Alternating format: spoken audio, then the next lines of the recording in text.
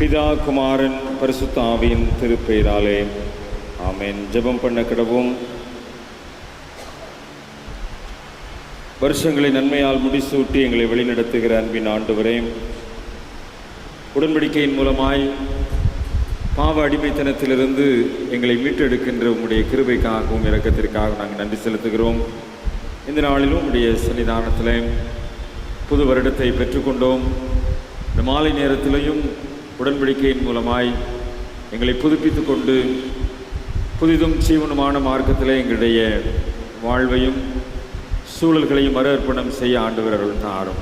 இந்த உடன்படிக்கை வழிபாட்டில் பிரசன்னமாக இருந்து நாங்கள் புதுப்பிக்கின்ற உடன்படிக்கை பரலோகத்தில் முத்திரிக்கப்படத்தக்கதாக ஆண்டவர் இந்த ஆராதனையின் மூலமாக எங்களை ஆசீர்வதிக்க வேண்டும் என்று ஆண்டவர் இரட்சகருமாகிய இயேசு கிறிஸ்துவின் நாமத்தில் மிகுந்த மனத்தாழ்மையோடு ஜெபிக்கிறோம். ஜெபம் கேளும் நல்ல பிதாவே, ஆமென். ஆண்டவருடைய நாமத்தை மகிமைப்படுத்தும் வண்ணமாகவும் இந்த உடன்படிக்கை ஆராதனைக்கு ஆரம்பமாகவும் நாம் அனைவரும் எழுந்து நின்று பாமாலைகளில் 81வது பாமாலை பாடுவோம். பாமாலை 81 வருஷ பிறப்பாம் என்று பொது பக்தியுடனே தேவரிடத்தில் வந்து வாழ்த்தல் செய்ய என்ற பாமாலை எழுந்து நின்று இணைந்து பாடுவோம்.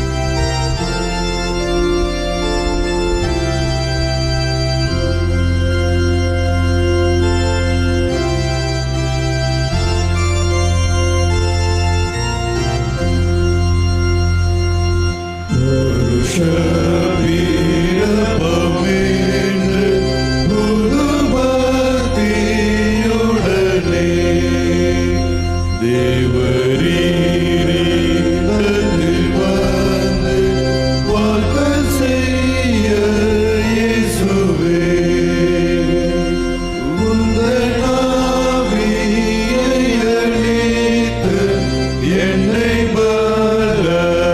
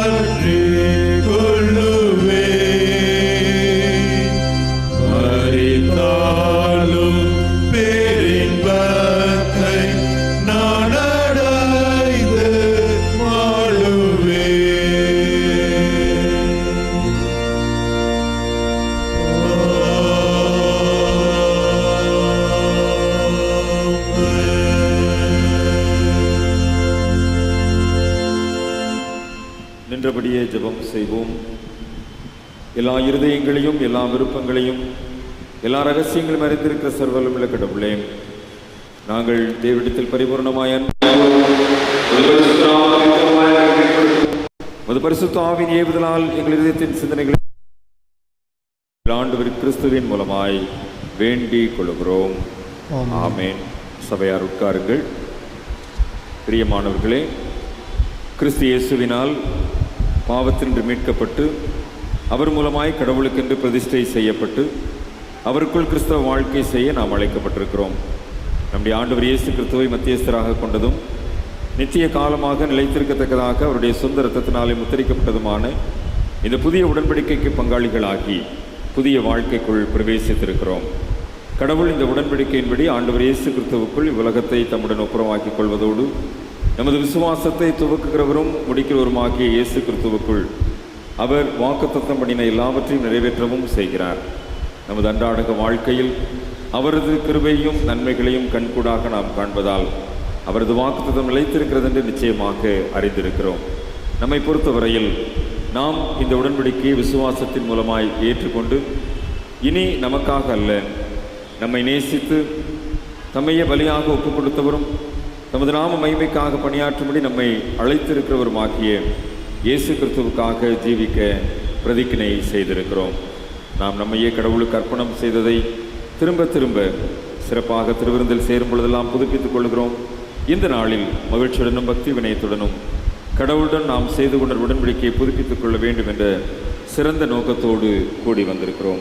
ஆகையால் அவரது மற்றற்ற கிருபைகளையும் அழைப்பின் நம்பிக்கை நினைவு கூர்ந்தவர்களாய் நம்முடைய இருதயங்களை அவரிடத்தில் வணக்கத்துடன் உயர்த்துவோமாக. நாம் நம்முடைய பாவங்களை அறிக்கை செய்ய, நம்மை நாமே வஞ்சித்து அவரது பிரசன்னத்தை இழந்து போகாதபடி நமது பாவங்களை கடவுளிடத்தில் தாழ்மையாய் அறிக்கையிடுவதுமாக. எங்கள் பிதாவாகிய தேவனே, உமது நேசகுமாரனில் எங்கள் வாழ்க்கைக்கு முன்மாதிரியாய் காண்பித்தீரே.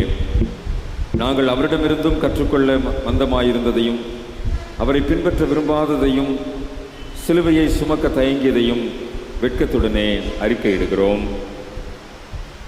உம்மை வழிபடுவதில் எங்கள் குறைபாட்டையும் திருவுறவையும் திருவிருட்சாதனங்களை நாங்கள் அசட்டை செய்வதையும் கிறிஸ்துவுக்காக சாட்சியாக இருப்பதில் எங்கள் தயக்கத்தையும் உமக்கு பணியாற்றுவதில் எங்கள் பொறுப்பை ஏற்க மறுப்பதையும் நீர் தந்துள்ள வரங்களை அரைகுறையாக பயன்படுத்தியதையும் மன்னித்தருளும் ஆண்டவரே.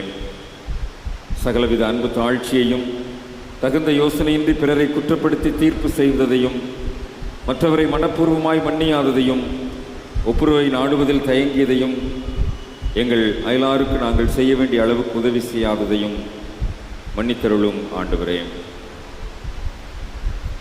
நான் சொல்ல சொல்ல இந்த வசனங்களை சொல்லி நம்முடைய பாவங்களை அறிக்கை செய்வோம்.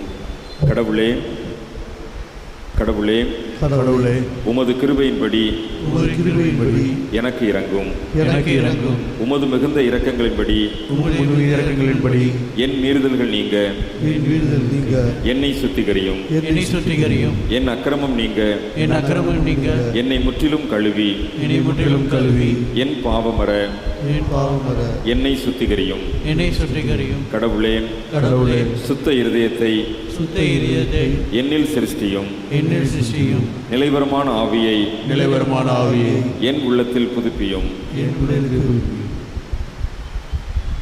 கடவுளே, புது உடன்படிக்கையின் மத்தியஸ்தராக எங்கள் ஆண்டவர் இயேசு கிறிஸ்துவை எங்களுக்கு தந்தவரே, நாங்கள் பூரண விசுவாசத்துடன் சேர்ந்து நித்திய உடன்படிக்கையில் நிலைத்திருக்க எங்களுக்கு கிருபை செய்தருள வேண்டும் என்று எங்கள் ஆண்டவர் இயேசு கிறிஸ்துவின் மூலமாய் தாழ்மையோடு வேண்டிக் கொள்கிறோம்.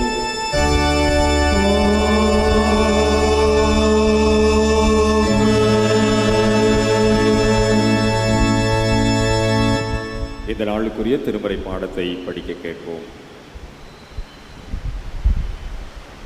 தெரிந்து கொள்ளப்பட்ட வேத பாடம் எரேமியா 31ஆம் அதிகாரம் வசனங்கள் 31 முதல் 33 வரை.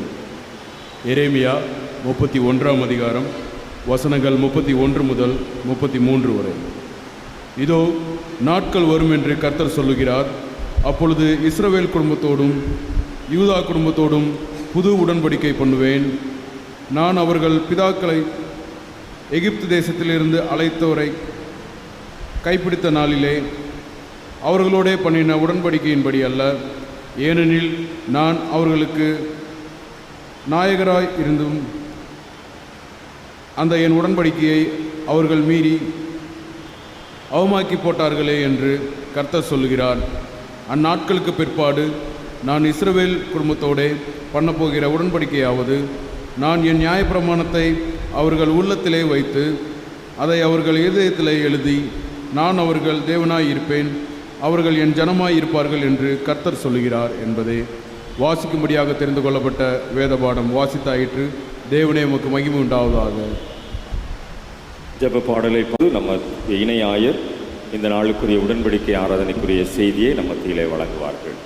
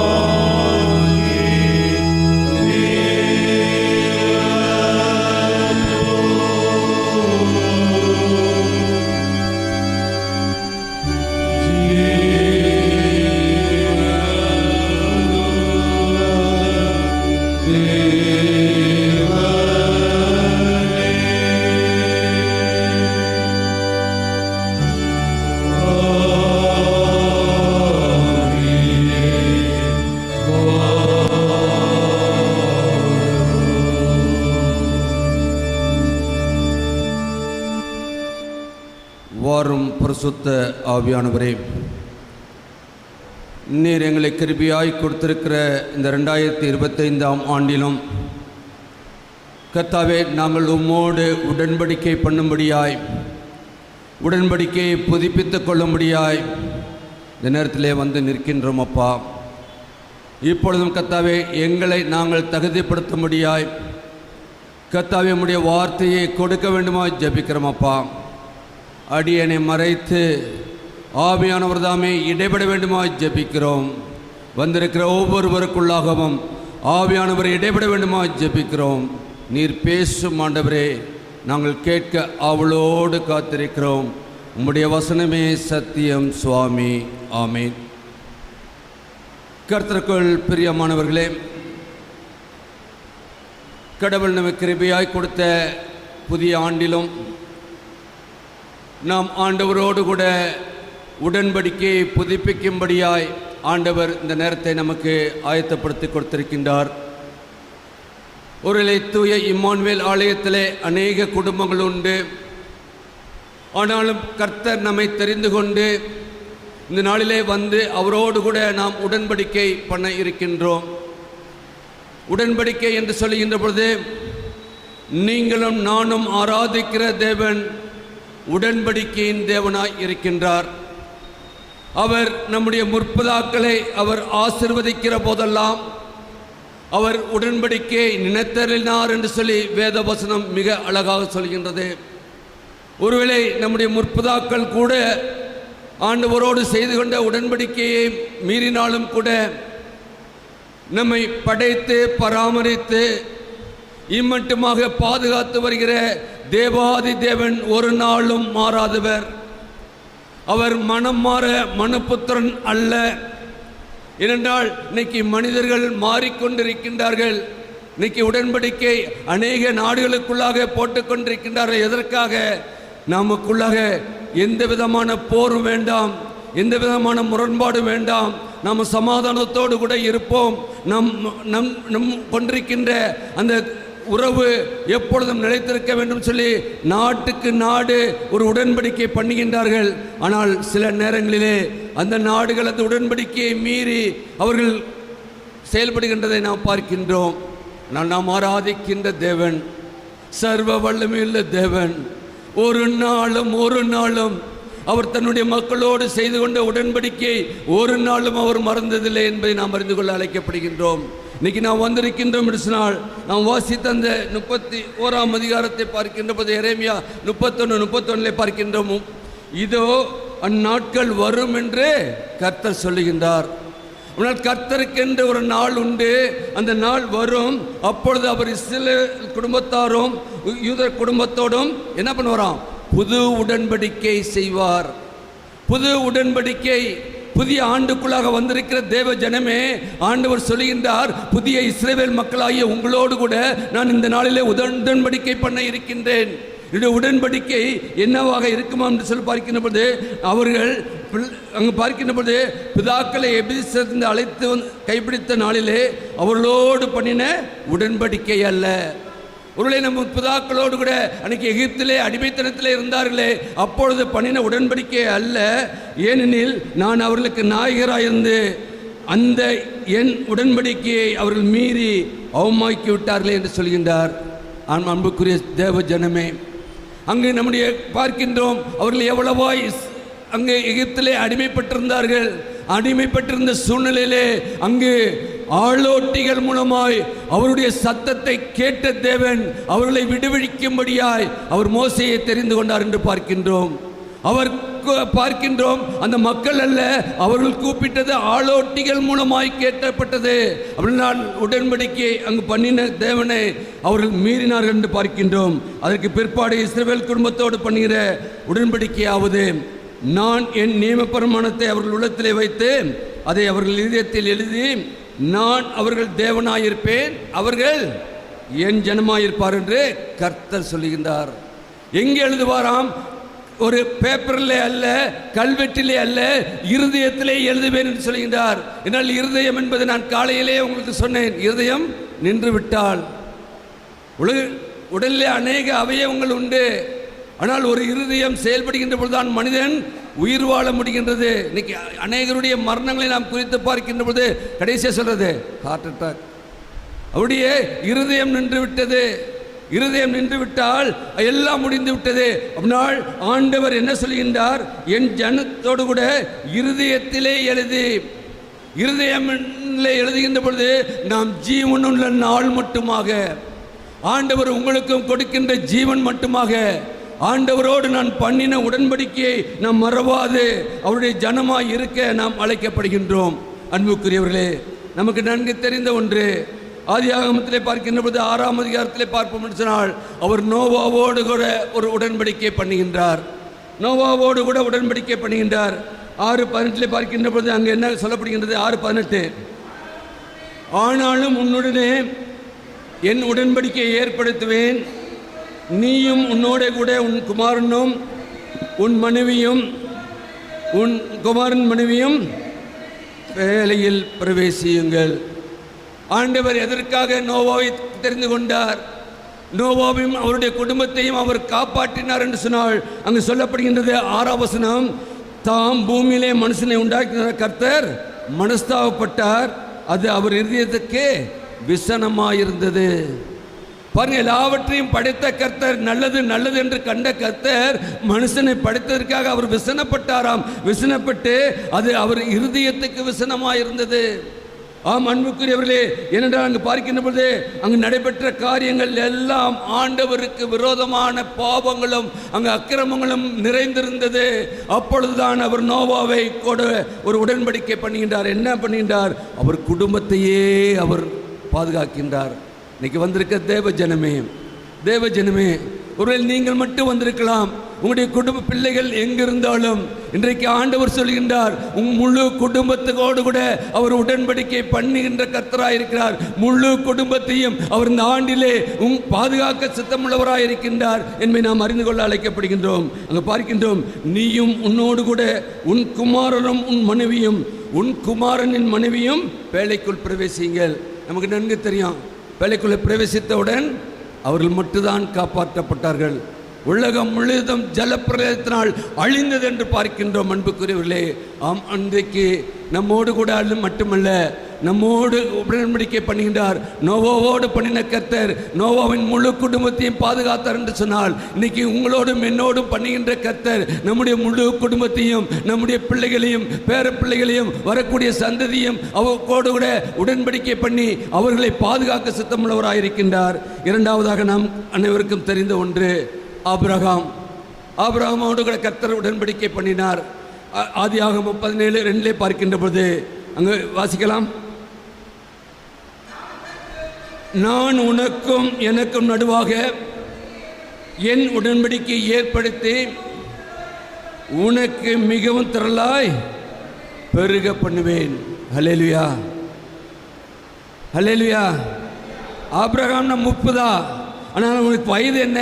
99 வயதிலே ஆண்டவர் ஒரு உடன்படிக்கை பண்ணுகின்றார். அவருக்கு என்ன சொல்கின்றார்? திரளாய் பெருக பண்ணுவேன், திரளாய் பெருக பண்ணுவேன். அன்புக்குரிய தேவ ஜனமே, ஆண்டவர் நம்மை ஆசீர்வதிக்க சித்தம் கொண்டால் அதை யாராலும் தடுக்க முடியாது. அது வயது அல்ல, வயது வித்தியாசம் அல்ல. இத்தனை ஆண்டு காலம் இவர்களுக்கு பிள்ளை இல்லையே என்று சொல்லி ஒருவேளை உலகத்தின் மக்கள் நம்மை இகழ்ச்சியாய் பேசலாம். ஆனால் ஆண்டவரால் அன்றைக்கு 99 வயதிலே ஆபிரகாமுக்கு அவர் வாரிசை உண்டு பண்ண முடியும் என்று சொன்னால், இன்றைக்கு நம்முடைய தூய இம்மானுவேல் ஆலயத்திலே இருக்கின்ற அனைத்து மக்களுக்கும் அவர் கற்பத்தை திறந்து அவருக்கு வாரிசை உண்டு பண்ண சித்தமுள்ளவராய் இருக்கின்றார். அது மட்டுமல்ல, யாரெல்லாம் ஆண்டவரை இரட்சகராக ஏற்றுக்கொண்டார்களோ ஒருவரும் இலக்கரித்து போகாதபடி, ஒருவரும் எந்த சூழ்நிலையிலும் அவர்கள் விசனப்பட்டு போகாதபடி, இந்த உலகத்தின் மக்கள் அவர்களை எந்த விதத்திலும் குற்றப்படுத்தாதபடி ஆண்டவர் உயர்த்த வல்லமுள்ளவராயிருக்கிறார். இன்றைக்கு அதற்குத்தான் உடன்படிக்கை பண்ண இருக்கின்றார். அதை நீங்கள் விசுவாசிக்க வேண்டும். விசுவாசித்தால் தேவனுடைய மகிமையை காண்பீர்கள் சொல்லி வேதவசனம் சொல்கின்றது. நாம் விசுவாசத்தோடு, ஆண்டவரே இன்றைக்கு திருச்சிலுவை நான் நோக்கி பார்க்கின்றேன், அது இரத்தம் அல்ல ஆண்டவரே, அதன் மூலமாய் இன்றைக்கு எனக்கு ஒரு புதிய உயிரை நீ கொடுக்கின்றேன். இரத்தம் என்பது நமக்கு தெரியும். இரத்தம் மனிதனுடைய உடல்ல இல்லைன்னா இருக்காங்க, உயிர் அல்ல. நமக்கு தேவை இரத்த ஓட்டம், நமக்கு சீராக ஓட வேண்டும், எல்லா பாகங்களுக்கும் போக வேண்டும். போகின்ற பொழுதுதான் எல்லா அவயவங்களும் அங்கு செயல்பட முடியும். அப்படி என்றால் நம்முடைய வாழ்க்கையிலே, நம்முடைய சரீரத்திலே ஏதோ ஒரு குறைபாடு இருந்தால், இன்றைக்கு கல்வாரி சிலுவையை நோக்கி பார்க்கின்ற உங்களோடும் என்னோடும் அன்றைக்கு ஆபிரகாமோடு கூட பண்ணின உடன்படிக்கையை கர்த்தர் இன்றைக்கு நிறைவேற்ற சித்தமுள்ளவராயிருக்கின்றார். அங்கு பார்க்கிறோம், உடன்படிக்கை பண்ணி திரளாய் பெருக பண்ணுவேன், திரளாய் பெருக பண்ணுவேன். 1, 2 அல்ல, திரளாய் கடற்கரை மணலை போல உன்னை பெருக பண்ணுவேன் என்று சொல்லி வாக்கு பண்ணினாரே. அந்த வாக்கு தத்தத்தின் ஆபிரகாம் விசுவாசித்தாரே. இன்றைக்கு நீங்கள் நானும் விசுவாசத்தின் தகப்பன் என்று சொல்லி ஆபிரகாமை அழைக்கின்றோமே, அந்த விசுவாசம் நமக்குள்ளாக இருக்கின்றதா? ஆபிரகாமின் தேவனே, ஈசாக்கின் தேவனே, யாக்கோபின் தேவனே என்று சொல்லி நாம் அழைக்கின்றோமே, நம்முடைய முற்பதாக்களின் தேவனாய் இருப்பார் என்று சொன்னால், இன்றைக்கு அதே தேவன் 2025ஆம் ஆண்டிலே நாம் வந்திருக்கின்ற பொழுது நம்முடைய வாழ்க்கையிலே அதை நிறைவேற்ற சித்தமுள்ளவராய் இருக்கின்றார். விசுவாசிப்போம், விசுவாசிப்போம். விசுவாசிக்கின்றவன் பதறான் என்று சொல்லி வேதவசனம் சொல்கிறது. விசுவாசித்தால் தேவனுடைய மகிமை காண்போம். நீ விசுவாசித்தால் உன்னுடைய விசுவாசம் பெரிது என்று சொல்லி பார்க்கின்றோம். அவர் செய்த ஒவ்வொரு அற்புதத்தை பார்க்கின்ற பொழுது நீ விசுவாசித்தால் விசுவாசம்தான் அங்கு முன் நிறுத்தப்பட்டது. அன்றைக்கு நம்முடைய விசுவாசம் ஒருவேளை குறைபட்டிருக்கும் என்று சொன்னால், ஆண்டவர் இந்த நாளிலே நம்மை அழைக்கின்றார். ஆண்டவர் அழைக்கின்றார். விசுவாசத்தோடு கூட, ஆண்டவரே இந்த ஆண்டிலே நிச்சயமாக என்னுடைய வாழ்க்கையிலே, என்னுடைய குடும்பத்திலே நீர் திரளாய் பெருக பண்ணுவேன் சொன்ன வாக்குத்தத்தம் நிறைவேறப் போகிறது. ஆமேன், ஆமேன். அப்படியே நடக்கும். ஆண்டவர் சொன்னதுதான். அவர் மனம் மாற மாட்டார். மனுஷனை நாம் நம்ப அல்ல, ஆண்டவரை நம்பி இன்றைக்கு உடன்படிக்கை பண்ண வந்திருக்கின்றோம். சங்கீதக்காரன் சொல்லுகின்ற பொழுது சங்கீதம் 89:28 சொல்லுகின்றார், அங்கு என் கிருபை என்றென்றைக்கும் அவனுக்காக காப்பேன். என் கிருபையை, ஆண்டவருடைய கிருபையை சங்கீதக்காரன் சொல்லுகின்றான். வாசிக்கலாமே 89:28. என் கிருபையை என்றென்றைக்கும் அவனுக்காக காப்பேன், என் உடன்படிக்கை அவனுக்காக உறுதிப்படும். அவனுக்காக உறுதிப்படும். யாருக்காக? ஆண்டவர் யாருக்கெல்லாம் உடன்படிக்கை பண்ணினாரோ அவனுக்கெல்லாம் இந்த 2025ஆம் ஆண்டிலே நிச்சயமாக அது உறுதிப்பட போகின்றது. சங்கீதக்காரனுடைய அனுபவம் தான், அவனுக்காக காப்பேன், அவனுக்காக உறுதிப்படும். நன்றிக்கு வந்திருக்கிற உங்களுக்கும் எனக்கும் ஆண்டவர் நிச்சயமாக ஏதோ ஒரு நோக்கத்தோடு அழைத்து வந்திருக்கின்றார். அழைத்து வந்த தேவன் நிச்சயமாக அதை நிறைவேற்ற சித்தமுள்ளவராக இருக்கின்றார். ஆண்டவரே, உம்முடைய திரு சமூகத்திலே வந்திருக்கின்றேன், நீ உறுதிப்படுத்தும். ஆண்டவரே, என்னுடைய வாழ்க்கையிலே நான் கண்ணீர் விட்ட நாட்கள் போதும், நான் கவலைப்பட்ட நாட்கள் போதும். ஆண்டவரே, என்னை மாற்றும் ஆண்டவரே என்று சொல்லி அவருடைய திரு சமூகத்திலே நம்மை அர்ப்பணிப்போம். நமக்கு நல்லா தெரிந்ததுதான், இதெல்லாம் பழைய ஏற்பாட்டிலே ஆண்டவர் பிதாவாகிய தேவன் உடன்படிக்கை பண்ணினார் என்று சொன்னாள். இன்றைக்கு ஆண்டவராகிய இயேசு கிறிஸ்து கூட புதிய ஏற்பாட்டின் காலத்திலே புதிய இஸ்ரவேல் மக்களாயிருக்கிற நம்மோடு கூட அதே உடன்படிக்கையை பண்ணுகின்றார். லூக்கா 1:70 சொல்லுகின்றது. 1:70.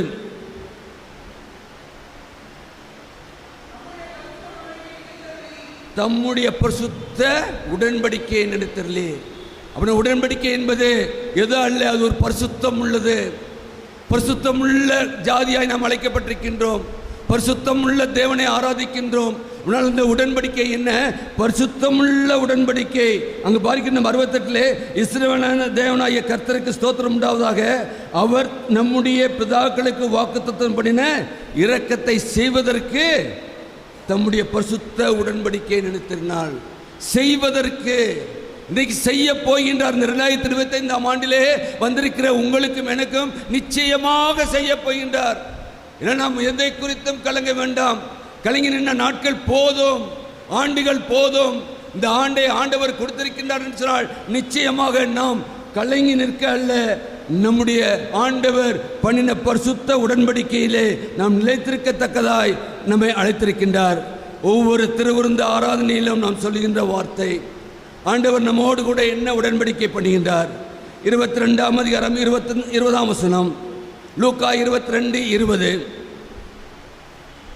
ஆண்டவர் ஒரு தான் காட்டி கொடுக்கப்பட்ட அந்த இரவிலே போஜனம் பண்ணின பின்பு அவர் அந்தபடியே பாத்திரத்தை எடுத்து, இந்த பாத்திரம் உங்களுக்காக சிந்தப்படுகிற என்னுடைய இரத்தத்தினாலாகிய புதிய உடன்படிக்கை. ஹல்லேலூயா, ஹல்லேலூயா. இந்த உடன்படிக்கை மையினால் எழுதினது அல்ல, கல்வெட்டினால் கொத்தினது அல்ல. என்னுடைய இரத்தத்தினாலே இந்த புதிய உடன்படிக்கையை உங்களுக்கு கொடுக்கின்றேன். இந்த புதிய உடன்படிக்கையை நீங்கள் பருகும் போதெல்லாம் ஆண்டவர் உங்களுக்குள்ளாக நான் செயல்படுகின்றவராக இருக்கின்றேன் என்று சொல்லி பார்க்கின்றோம். அந்த நாளிலே பார்க்கின்ற பொழுது அந்த பெரிய வியாழன் இரவிலே அவர் அப்பத்தையும் ரசத்தையும் எடுத்து, இது என்னுடைய சரீரம், என்னுடைய இரத்தம் என்று சொல்லி சொன்னாரே. தான் திரும்பி வரும் மட்டும் இதை நினைவுகள் சொன்னாரே, அதை நாம் நினைவு கூறிக்கொண்டிருக்கின்றோம். நாம் ஒவ்வொரு திருவிருந்து ஆராதனையில் நாம் பழகின்ற பொழுது அவர் என்ன செய்கின்றார்? அவர் இரத்தத்தின் மூலமாய் நம்மோடு கூட ஒரு புதிய உடன்படிக்கையை பண்ணி கொண்டிருக்கின்றார் என்பதை நாம் இந்த நாளிலே அறிந்து கொள்ள அழைக்கப்படுகின்றோம். Every communion we get a new covenant. அப்படின்னு நம்முடைய ஒவ்வொரு திருவிருந்திலும் அவரோடு கூட ஒரு புதிய உடன்படிக்கையை கர்த்தர் ஏதோ விதத்திலே நமக்கு பண்ணி கொண்டு வருகின்றார். அது நமக்கு கண்களுக்கு ஆச்சரியமாக இருக்க போகிறது, அது அதிசயத்தை செய்ய போகின்றது என்பதை நாம் அறிந்து கொள்ள அழைக்கப்படுகின்றோம். அன்புக்குரியவர்களே, என்றால் ஆண்டவர் சொல்லுகின்ற பொழுது எபிரேயரிலே பார்ப்போம் என்று சொன்னால், எபிரேயர் 8ஆம் அதிகாரம் 7ஆம் வசனத்திலே அங்கு சொல்லப்படுகின்றது,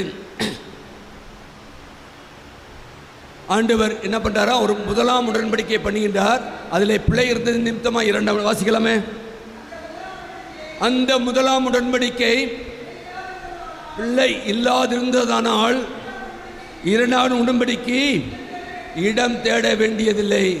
அப்படின்னா நம்முடைய வாழ்க்கையில் ஏன் இந்த திருச்சபை இந்த உடன்படிக்கை ஆராதனையை ஏற்படுத்தியிருக்கிறேன்னு சொன்னால், நாம் குறைவுள்ளவர்களாக இருக்கின்றோம். நம்முடைய சிந்தனைகளும் செயல்பாடுகளும் அந்த ஆண்டிலே நாம் கடவுளிடத்திலே அநேக தீர்மானங்களை செய்கின்றோம். ஆனால் அதில் நாம் நிலைத்து நிற்பதில்லை. நம்முடைய வாழ்க்கையை பார்க்கின்ற பொழுது ஒவ்வொரு நாளும் என்ன செய்கிறோம்? அப்படியே மாறி போயிடுறோம். ஆண்டு பார்க்கின்றோம், ஆண்டு முதலாம் நாள் அநேக தீர்மானங்கள், அதே மாதிரி தபக்கால வந்துவிட்டேன்னு சொன்னால் அநேக தீர்மானங்கள். ஆனால் நாம் நிலைத்திருக்கின்றோமா? இல்லையே. நாம் அதனால தான் அதில் பிள்ளை இல்லாததால் 2ஆம் உடன்படிக்கையை தேட வேண்டியதில்லை. இன்றைக்கு நாம் வந்திருக்கின்றோம் சொன்னால் ஆண்டவர் நம்முடைய திருச்சபை ஏதோ ஒரு நோக்கத்தோடு கூட இந்த உடன்படிக்கை ஆராதனை வைத்திருக்கின்றது. ஏனென்றால் நாம் செய்து கொண்ட உடன்படிக்கையிலே ஏதோ நாம் வழி விலகி போய் கொண்டிருக்கின்றோம். நம்முடைய செயல்பாடு ஆண்டவருக்கு பிரியமில்லாததாக இருக்கின்றது. எனவே நாம் வழி விலகி போகின்ற பொழுது ஆண்டவர் 2ஆம் உடன்படிக்கை ஆகிய புதிய உடன்படிக்கை இந்த நாளிலே நம்மோடு கூட செய்ய இருக்கின்றார். செய்கின்ற பொழுது ஆண்டவர் நம்மோடு கூட இடைபடுகின்றவராக இருக்கின்றார். அதிலே பார்க்கின்ற பொழுது அதே எபிரேயர் 9 பார்க்கின்றோம். 9:18 அந்தபடியே முதலாம் உடன்படிக்கையும் இரத்தமில்லாதமல் பிரதிஷ்டை பண்ணப்படவில்லை. நம்முடைய முற்பிதாக்களோடு ஆண்டவர் இரத்தத்தினால் ஆகிய உடன்படிக்கை பண்ணவில்லை. அவர் சொன்னதை அவர்கள் விசுவாசித்தார்கள். விசுவாசத்தின் மூலமாய் அந்த உடன்படிக்கை உறுதிப்படுத்தது. ஆனால் நம்முடைய 2ஆம் ஆதாமாகிய இயேசு கிறிஸ்துவின் மூலமாய் இரத்தத்தினால் ஆகிய உடன்படிக்கை ஏற்படுத்தப்பட்டிருக்கின்றது என்று சொல்லி பார்க்கின்றோம். என்னால் தேவன் 20ஆம் வசனம் சொல்லும்போது, தேவன் உங்களுக்கு கட்டளையிட்ட உடன்படிக்கையின் இரத்தம் இதுவே, உடன்படிக்கையின் இரத்தம் இதுவே என்று நாம் ஒவ்வொரு திருவிருந்திலும் நாம் பங்கு பெறுகின்றோமே, அந்த இரத்தம் தான் ஆண்டவர் நம்மோடு கூட பண்ணுகின்ற உடன்படிக்கை. அன்புக்குரியவர்களே, எனவே நீங்கள் நானும் முதலாம் உடன்படிக்கை மட்டுமல்ல 2ஆம் உடன்படிக்கையை பிரதிஷ்டை பண்ணப்படுகின்ற பொழுது அது ஆண்டவர் நமக்கு வைத்திருக்கிற மிக பெரிய ஆசீர்வாதமாய் இருக்கின்றது. எபிரேயர் 13 பார்க்கின்ற பொழுது 13:20 சொல்கின்றது, நம்மோடு கூட பண்ணுகின்ற உடன்படிக்கை ஏதோ இன்றைக்கு 2025ஆம் ஆண்டுக்கு மட்டும் உரியதல்ல. அந்த உடன்படிக்கை எப்படிப்பட்ட உடன்படிக்கையாம்? நித்திய உடன்படிக்கை. இந்த இரத்தத்தினாலே ஆடுகளுடைய பெரிய மேய்ப்பரான நம்முடைய கர்த்தராகிய இயேசு கிறிஸ்துவை மரித்தோர் என்று ஏறிவர பண்ணின சமாதானத்தின் தேவன். நாம் ஆராதிக்கிற தேவன் என்ன? சமாதானத்தின் தேவன். இன்னைக்கு சமாதானம் உண்டா? உண்டா? கணவன் மனைவிக்குள்ள சமாதானம் உண்டா? பெற்றோர் பிள்ளைகளுக்குள்ள சமாதானம் உண்டா? குடும்பங்களில் சமாதானம் உண்டா? உடன்பிறப்புகளோடு சமாதானம் உண்டா? திருச்சபையின் உடன் விசுவாசிகளோடு சமாதானம் உண்டா? சமுதாயத்தில் நாம் வாழ்கின்றோமே, பிற மதத்தின் மத்தியிலே நாம் சமாதானமாய் வாழ்கின்றோமா? சமாதானத்தின் தேவன் தான் இந்த நாளிலே நம்மோடு கூட உடன்படிக்கை பண்ண இருக்கின்றார். சமாதானத்தின் தேவன் தான் நம்மோடு கூட உடன்படிக்கை பண்ண இருக்கின்றார். ஒரு சமாதானமான வாழ்க்கை தான் ஆண்டவர் நம்மிடத்திலே எதிர்பார்க்கின்ற வாழ்க்கை. நாம் எல்லாவற்றையும் கர்த்தரிலிருந்து பெற்றுக்கொள்கின்றோம். கர்த்தர் எல்லாவற்றையும் கொடுக்கின்றார். நாம் வாழ்ந்து சுகித்திருக்கின்றோம். ஆனால் ஒரு சமாதானமற்ற சூழ்நிலை எல்லாம் இருக்கு. ஆனால் அநேகருடைய வாழ்க்கை எல்லாம் இருக்கு, ஆனால் ஒரு சமாதானமற்ற வாழ்க்கை. அன்புக்குரியவர்களே, சமாதானத்தை அவர் கொண்டு வந்த மருத்துவர் இந்த ஏற்படின சமாதானத்தின் தேவன் அவர்தான் இன்றைக்கும் இருக்கின்றார். இன்றைக்கும் அவர்தான் நம்மோடு கூட உடன்படிக்கை பண்ண இருக்கின்றார். மரித்தேன் ஆனாலும் சதா காலமும் உயிரோடு இருக்கிறேன் என்று சொன்ன கர்த்தர் இந்த நாளிலே நாம் செய்ய போகின்ற உடன்படிக்கையின் மூலமாய், அந்த ஒளியின் மூலமாய் நம்மோடு கூட உடன்படிக்கை பண்ண இருக்கின்றார். அந்த ஒளி என்பது ஒளி வீசும் ஆண்டுக்குள்ளாக நாம் வந்திருக்கின்றோம். ஒளி என்பது எலும்பி பிரகாசி, உன் ஒளி வந்தது கர்த்தருடைய மகிமை காண்பாய். அப்படின்னா ஒளி வந்தது என்று சொன்னால் நம்முடைய வாழ்க்கையிலே, நம்முடைய குடும்பத்திலே, நம்முடைய திருச்சபையிலே வரக்கூடிய நாட்களிலே, இந்த புதிய ஆண்டிலே கொடுக்கப்பட்ட அந்த வாக்குத்தத்தம் நிறைவேறப் போகிறது. அல்லேலூயா, அல்லேலூயா, அல்லேலூயா. ஆண்டவர் அதற்காகத்தான் நம்மை அழைத்திருக்கின்றார். வந்ததின் நோக்கத்தை நாம் நினைத்துக் கொள்வோம். வந்து நோக்கத்தை நான் நிறைவேற்றுகின்றவர்களாய் நாம் இருக்க அழைக்கப்பட்டவர்களாக இருக்கின்றோம். ஆண்டவர் நம்மை அழைத்து வந்திருக்கிறார் சொன்னால் நிச்சயமாக நம்முடைய வாழ்க்கையிலே ஒரு மாற்றத்தை உண்டு பண்ண போகின்றார். நம்முடைய வாழ்க்கையிலே ஒரு மாற்றத்தை நாம் எதிர்பார்க்க பார்த்து கொண்டிருக்கின்றோம். அந்த மாற்றத்தை இந்த 2025ஆம் ஆண்டிலே நிச்சயமாக ஆண்டவர் நமக்கு கொடுக்க சித்தமுள்ளவராயிருக்கின்றார். அன்புக்குரியவர்களே, ஆண்டவர் இங்கு பார்க்கின்ற பொழுது 2 கொரிந்தியர் 3ஆம் அதிகாரத்தில் பார்க்கின்றோம். 6ஆம் வசனம் சொல்கின்றது. 2 கொரிந்தியர் 3:6 இல்லை சொல்கின்ற பொழுது அப்போஸ்தலனாகிய பவுல் கொரிந்தியர் புது உடன்படிக்கையின் ஊழியக்காரராய் இருக்கும்படி அவரே எங்களை தகுதி உள்ளவராக்கினார். அந்த உடன்படிக்கை எழுதுதற்குரியதாயிராமல் ஆவிக்குரியதாயிருக்கிறது. எழுத்து கொள்ளுகிறது, ஆவியோ உயிர்ப்பிக்கிறது. அல்லேலூயா, அல்லேலூயா. இன்னைக்கு வந்திருக்கிற உங்களோடும் என்னோடும் ஆவியானவர் இடைபட இருக்கின்றார், நம்மை உயிர்ப்பிக்க போகின்றார். எத்தனை பேர் விசுவாசிக்கிறீர்கள்? அல்லேலூயா, அல்லேலூயா. என்னால் ஆண்டவர் உங்களையும் என்னையும் தான் ஊழியக்காரராய் அழைத்திருக்கின்றார். நீங்கள் தான் இந்த நாட்களிலே ஊழியக்காரியாய் ஊழியக்காரனாய் நாம் வாழ்ந்து கொண்டிருக்கின்றோம். எனவே இந்த நாளிலே வந்திருக்கிற தேவ ஜனமே, புதிய உடன்படிக்கையை ஊழியக்காரராய் இருக்கும்படி அவரே நம்மை தகுதி உள்ளவராக்கி இருக்கின்றார். அது மட்டுமல்ல, அந்த உடன்படிக்கை எழுதுவதற்குரியதாயிராமல் ஆவிக்குரியதாயிருக்கிறது. ஏனென்றால் எழுத்து கொள்ளுகிறது, ஆவியோ உயிர்ப்பிக்கின்றது, ஆவியோ உயிர்ப்பிக்கின்றது.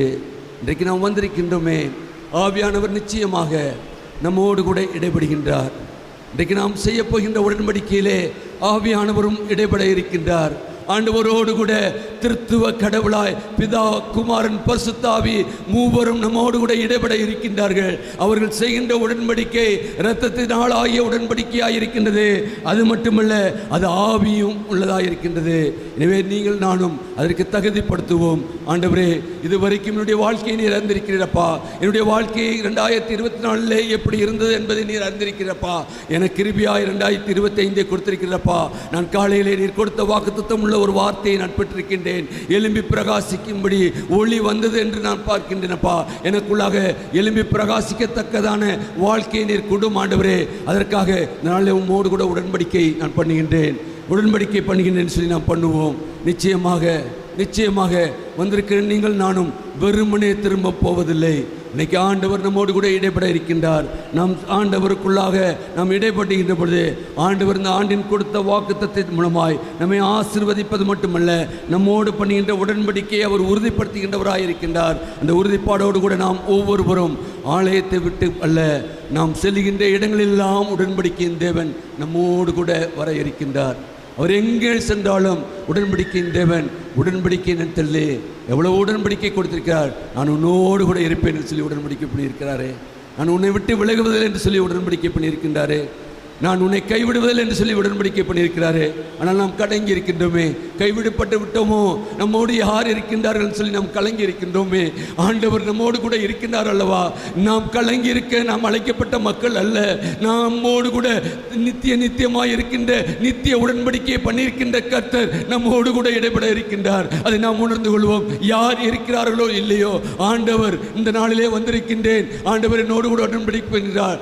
ஆண்டவர் ஆபிரகாமோடு பண்ணின உடன்படிக்கை, நோவோடு உடன்படிக்கை பண்ணினார். இரத்தத்தினால் ஆகிய ஆண்டவராகிய இயேசு கிறிஸ்துவோடு கூட உடன்படிக்கை பண்ணி கொண்டிருக்கின்றார். இன்றைக்கு புதிய உடன்படிக்கையை நான் புதுப்பிக்க வந்திருக்கின்றேன். 2025ஆம் ஆண்டு நிச்சயமாக கடந்து போன்ற ஆண்டுகளைப் போல அல்ல.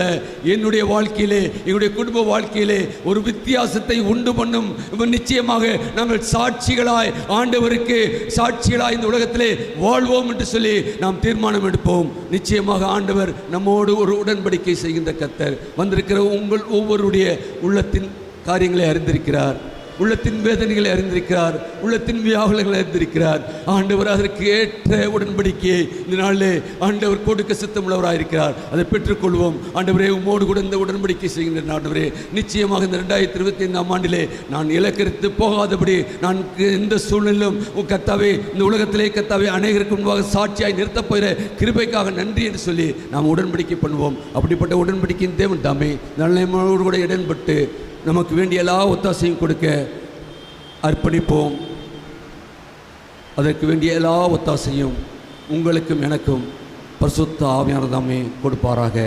ஆமீன். ஜெபம் செய்வோம். மகா கிருபையும் இரக்கமுள்ள கர்த்தாவே, நீர் எங்களுக்கு கிருபையாய் கொடுத்த வார்த்தைக்காக நன்றியோடு உம்மை துதிக்கிறோம், ஸ்தோத்திரிக்கிறோம். ஆம் கர்த்தாவே, உடன்படிக்கையின் தேவன் எங்களோடு கூட இந்த நாளிலே உடன்படிக்கை பண்ணுவேன் என்று சொல்லி கர்த்தாவே வாக்கு பண்ணியிருக்கிறீர்.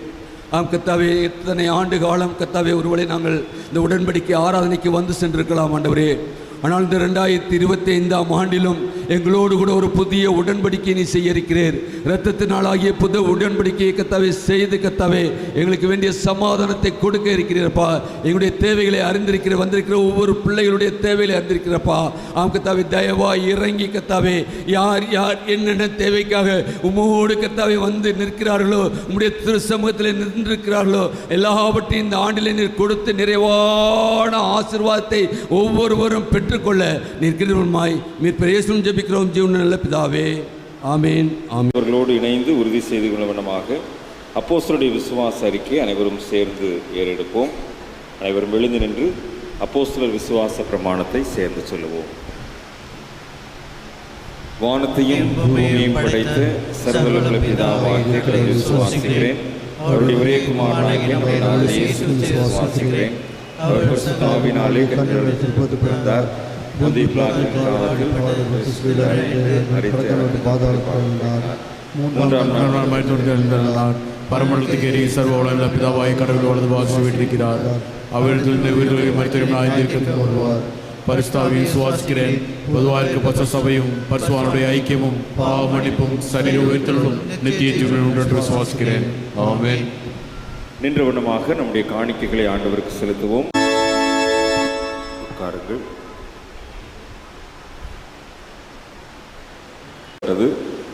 இந்த திருமறை தேர்விலே நம்முடைய திருச்சபையின் பிள்ளைகள் கிட்டத்தட்ட 60 பேர் வரைக்கும் பங்கு பெற்றார்கள். ஆனால் அதில் 36 பேர் தான் தொடர்ச்சியாக பங்கு பெற்றவர்கள். இந்த ஜீசஸ் மெசஞ்சர் ஆப் அவர்கள் அந்த கிரியேட்டர்ஸ் அவர்கள் இந்த 10 நாட்கள் பங்கு பெற்றவர்களுடைய மதிப்பெண்களை நீங்கள் பதிலளித்த வினாடிகளின் அடிப்படையில் உங்களுக்கு மதிப்பெண்களை வழங்கி இந்த பட்டியலை கொடுத்திருக்கிறார்கள். அந்த அடிப்படையில் இப்பொழுது அவர்கள் சார்பாகவும் நம்முடைய ஆலயத்தின் சார்பாகவும் இதற்குரிய பரிசுகளை நாம் வழங்க இருக்கின்றோம். முதலாவது அவர்கள் மூலமாக ஆறுதல் பரிசு பெறுகிறவர்களுடைய பெயரை படிக்கின்றேன். இணை ஆயர் ஐயா அவர்கள் வந்து இந்த பரிசுகளை வழங்கும்படி அன்போடு கூட அழைக்கிறேன். அவர்கள் சார்பாக கொடுக்கப்படுகின்ற ஆறுதல் பரிசு தலா 500 ரூபாய். அதை வழங்கும்படி அன்போடு கூட ஐயா அவர்களை அழைக்கின்றேன். திருமதி எம் மெரிட்டா,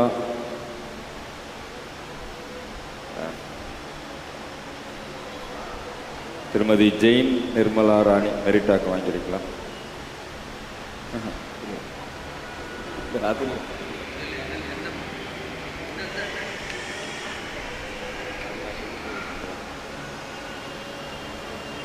திருமதி தேன்மொழி ஆஷா,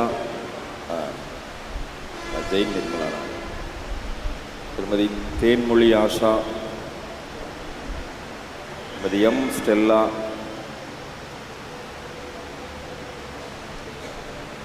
திருமதி வி ஜெனிட்டா,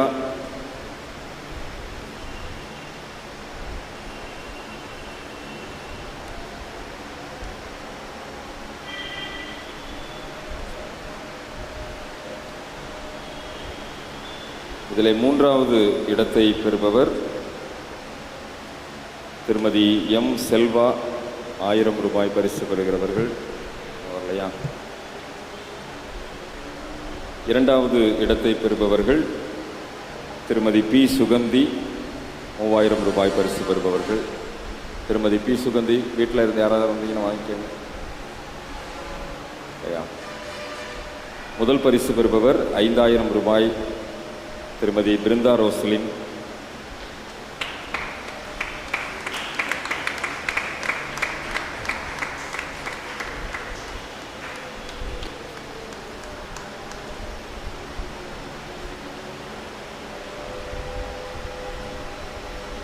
அதுக்கப்புறம் பங்கு பெற்றவர்கள் எல்லாருமே, அதாவது 10 நாட்களும் பங்கு பெற்றவர்கள், அவர்களுடைய பெயர்களை படிக்கிறேன். நீங்கள் முன் வந்து உங்களுக்கு பரிசை பெற்றுக்கொள்ளுங்கள். திருமதி ஹெலினா, திரு டேனியல் ராஜேஷ்,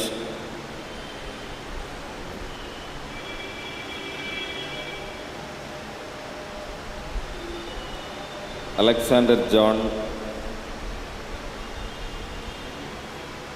திருமதி கலைச்செல்வி, திருமதி ஜே ரூத், ஃப்ரெட்ரிக் ராய், திரு இமானுவேல் சுரேஷ்,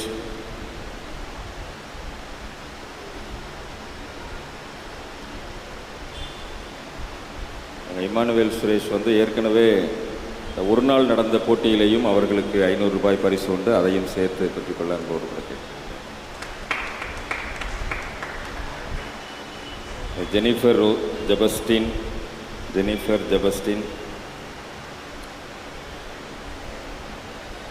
சாந்தி ஹுல்டால், திருமதி சாந்தி ஹுல்டால், திரு ஹென்றி தாமஸ் ராபின்சன்,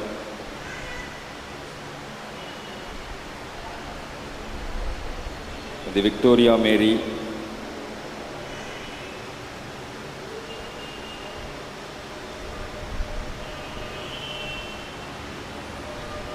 தி எப்சிபா சாம்சன்,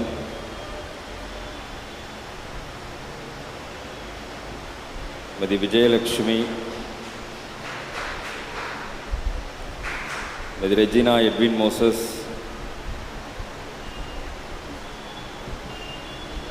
என்சில்டா சிபியால், ஜீவஸ்வரூபராணி, திருமதி மலர்கொடி, கேபி சுஹாசினி, திருமதி கேபி சுஹாசினி, டபிள்யூ சோனியா, திருமதி ஷீலு, ஆர் ஜெனிஷா,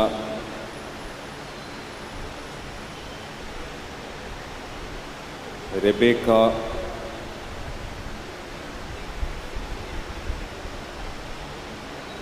திருமதி Sangeetha David,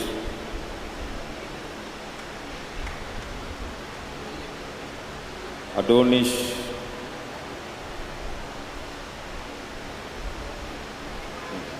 Malarkodi, Edward Francis, Jessie Roslin, திருமதி Jessie Roslin, Jennifer Gideon, Sathyamoorthy Chellathurai,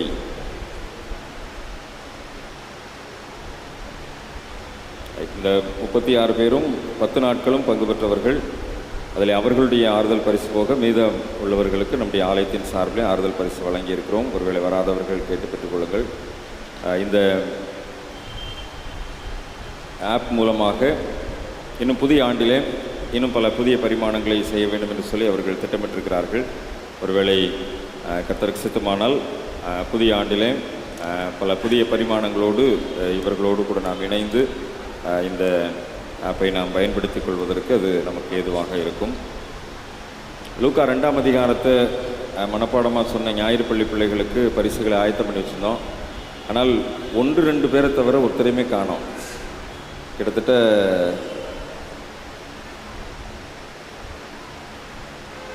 23 பேர் பரிசு பெறுகிறார்கள். ஆனால் 2-3 தலைகள் தான் இருக்கிறது. என்ன செய்யலாம்?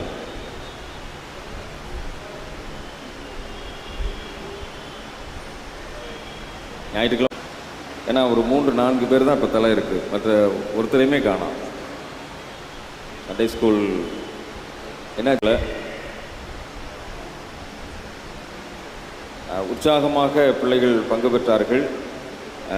கிட்டத்தட்ட மதியானம் 2 மணி வரைக்கும் இந்த தேர்வு நடந்துச்சு. இதில் பிள்ளைகளுடைய பங்களிப்பு கிட்டத்தட்ட முழுமையாக, அதாவது 52 வசனத்தையுமே சொன்ன பிள்ளைங்களும் இருக்கிறாங்க. ரீஸ்டார்ட் பண்ணி விட்டால் மறுபடியும் கன்டினியூ பண்ண பிள்ளைங்களும் இருக்கிறாங்க.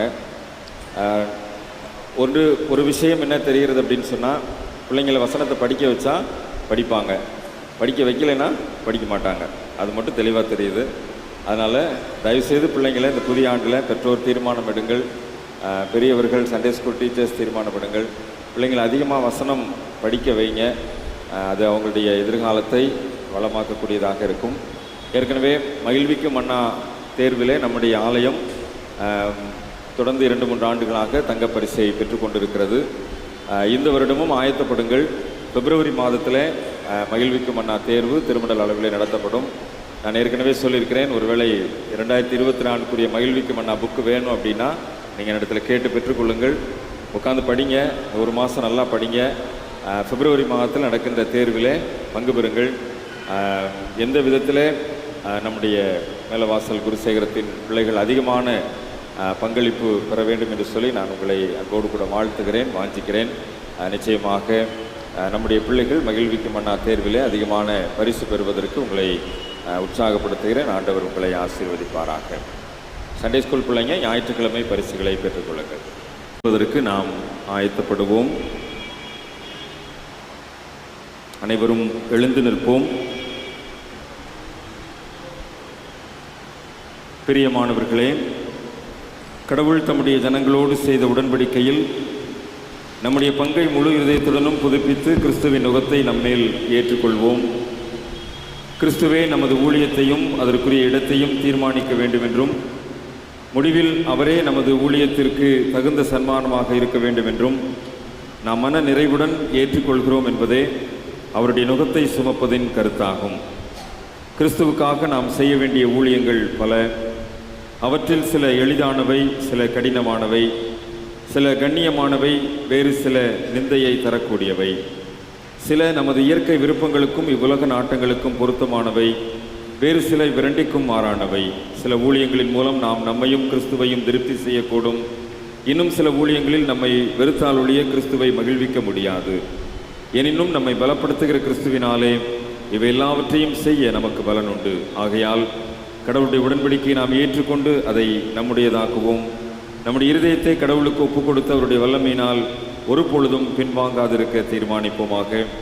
இவ்விதம் ஆயத்தப்பட்டவர்களாய் அவருடைய கிருபையையும் வாக்குத்தத்தங்களையும் நம்பி முழங்கால் படியிட்டு தாழ்மையாக நம்மை அவருக்கு திரும்பவும் அர்ப்பணம் செய்வோம்.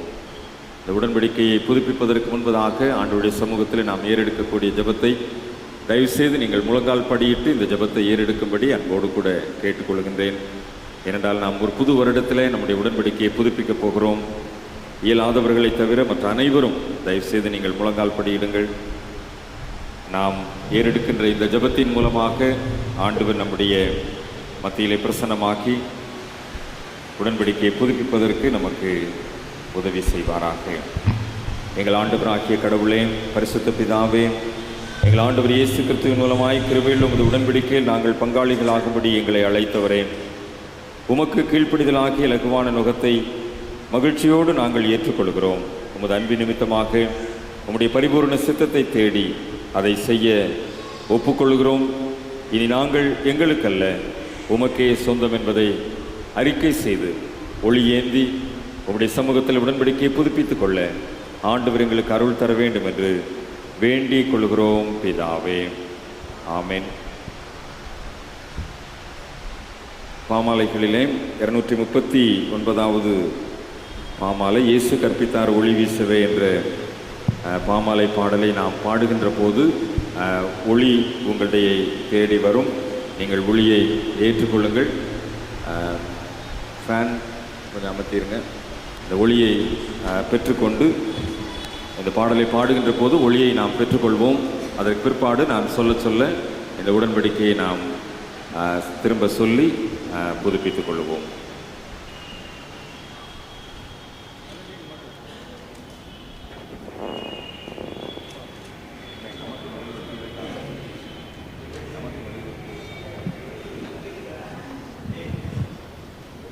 இருநூற்றி 39வது பாமாலை இயேசு கற்பித்தார் ஒளி வீசவே என்ற பாமாலை பாடலை எழுந்து நின்று பாடுவோம். எழுந்து நின்று பாடுகின்ற போது நாம் ஒளி உங்களிடத்தில் வரும். நீங்கள் ஒளியை பெற்றுக்கொள்ளுங்கள்.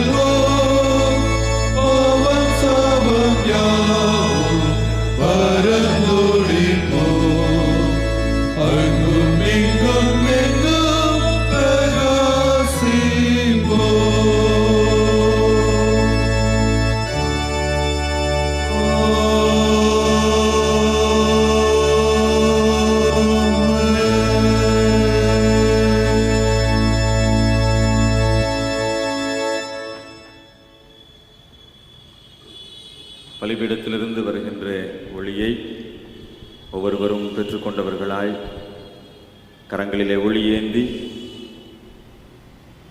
உடன்படிக்கையை புதுப்பிப்பதற்கு நம்மை தகுதிப்படுத்தி 2025 ஆண்டின் உடன்படிக்கை ஆராதனையில் ஆண்டுடைய சமூகத்தில் ஒளி ஏந்தி நான் புதுப்பிக்கின்ற உடன்படிக்கையின் அடிப்படையில் ஆண்டவர் என்னை இந்த வருடம் முழுவதும் ஆசீர்வாதத்தின் பாதையில் பயன்படுத்த வேண்டும். இந்த ஒளி வீசும் ஆண்டிலே என்னுடைய வாழ்க்கையில் இருக்கின்ற இருள் நீங்க வேண்டும். என்னுடைய வாழ்க்கையில் ஒரு வெளிச்சம் பிரகாசிக்க வேண்டும். நானும் எழும்பி பிரகாசிக்க கர்த்தருடைய மகிமை என் மேல் உதிக்க வேண்டும் என்கின்ற நம்பிக்கையோடு கூட நான் சொல்ல சொல்ல இந்த உடன்படிக்கையை திரும்ப சொல்லி புதுப்பித்துக் கொள்ள அன்போடு அழைக்கிறேன். நான் எனக்கல்ல உமக்கே சொந்தம், உமக்கு சித்தமானதை செய்யவும், உமக்கு சித்தமானவர்களோடு இருக்கவும், நற்செயல்களை செய்யவோ அல்லது துன்பங்களை சகிக்கவோ உமது பணிக்கென்று பயன்படுத்தப்படவோ பயன்படுத்தப்படாமல் இருக்கவோ உயர்த்தப்படவோ தாழ்த்தப்படவோ நிரப்பப்பட்டோ வெறுமையாக்கப்படவோ எல்லாம் உடையவனாகவோ யாதுமற்றவனாகவோ எதுவானாலும் உம்முடைய விருப்பப்படியேயும் உமது தீர்மானத்தின்படியேயும் நடப்பேன் என்று எல்லாவற்றையும் உமக்கு பூரணமாகவும் மனமு வந்தும் ஒப்படைக்கிறேன். மகிமையும் கிருபையும் நிறைந்த பிதா குமாரன் பரிசுத்த ஆவியுமாகிய கடவுளே, நீர் என்னுடையவர், நான் உம்முடையவன், அப்படியே ஆக கடவது. பூலோகத்தில் நான் புதுப்பித்த இந்த உடன்படிக்கை பரலோகத்திலும் முத்திரிக்கப்படுவதாக. ஆமென். நம்முடைய ஆண்டவராகிய இயேசு கிறிஸ்துவின் கிருபையும் பிதாவாகிய கடவுளுடைய அன்பும் பரிசுத்த ஆவியானுடைய ஐக்கியம் வழிநடத்தலும் ஆசீர்வாதமும் உடன்படிக்கையை புதுப்பித்த திருச்சபை மக்களோடு இன்றும் என்றும் சதா காலங்களிலும் நிலைத்து நிற்பதாக.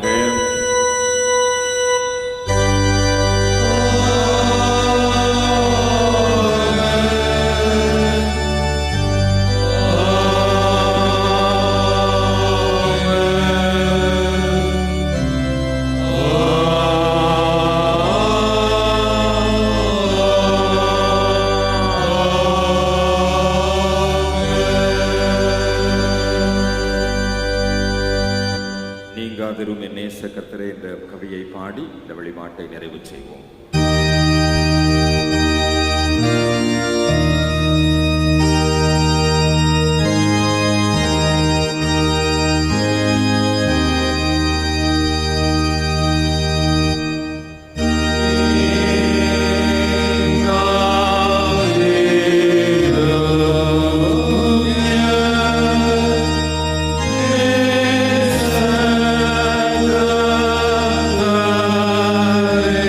Amen.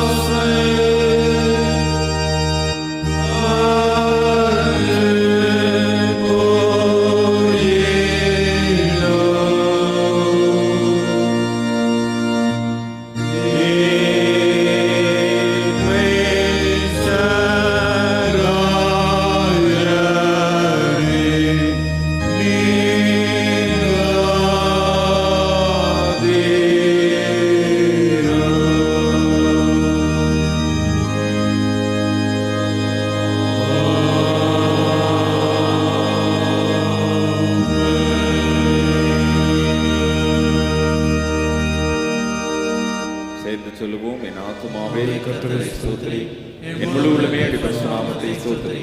என் ஆத்துமாவே கர்த்தரை ஸ்தோத்திரி, அவர் செய்த சகல உபகாரங்களை மறவாதே.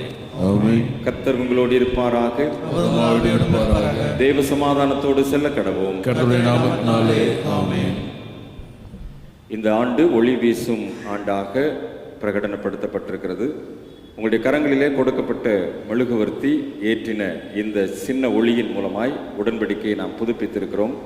நீங்கள் உங்களுடைய இல்லங்களுக்கு செல்லுகின்ற போது இந்த மெழுகுவர்த்தியை நீங்கள் கொண்டு சென்று உங்களுடைய இல்லங்களிலே இந்த ஒளியை மறுபடியும் ஏற்றி இந்த நாளின் இரவு ஜெபத்திலே நீங்கள் ஒளி ஏற்றி ஆண்டவருடைய சமூகத்தில் அர்ப்பணித்து இந்த ஒளி வீசும் ஆண்டை உங்களுடைய இல்லத்திலே தொடக்கும்படி அன்போடு கூட கேட்டுக்கொள்கிறேன். நிச்சயமாக இந்த ஆண்டு முழுவதும் இந்த ஒளியின் ஆற்றல் நம் அனைவரையும் நம்முடைய குடும்பங்களையும் ஆளுகை செய்வதாக. உங்களுடைய கரங்களிலே கொடுக்கப்பட்ட மெழுகுவர்த்தியை நீங்கள் இப்பொழுது அமர்த்தி நீங்கள் வீட்டுக்கு சென்று அந்த மெழுகுவர்த்தியை மறுபடியும் ஏற்றி இன்றைக்கு இரவு குடும்ப ஜெபத்தில் இந்த ஒளியின் மூலமாய் ஆண்டுடைய ஆசீர்வாதத்தை பெற்றுக்கொள்ள உங்களை அன்போடு கூட கேட்டுக்கொள்கிறேன். கர்த்தர் உங்களை ஆசீர்வதிப்பாராக. ஆமென்.